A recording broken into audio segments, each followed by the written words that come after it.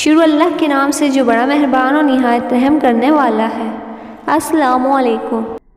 رسول اللہ صلی اللہ علیہ وسلم نے فرمایا، جس کا مقصود زندگی آخرت ہو، اللہ تعالیٰ اس کے دل میں استغنا و بے نیازی پیدا کر دیتا ہے، اسے دل جمعی عطا کرتا ہے اور دنیا اس کے پاس ذلیل ہو کر آتی ہے۔ اور جس کا مقصود طلب دنیا ہو، اللہ تعالیٰ اس کی محتاجی اس کی دونوں آنکھوں کے سامنے رکھ دیتا ہے اور اس کی جمع و خاطر کو پریشان کر دیتا ہے، اور دنیا اس کے پاس اتنی ہی آتی ہے جو اس کے لیے مقدر ہے۔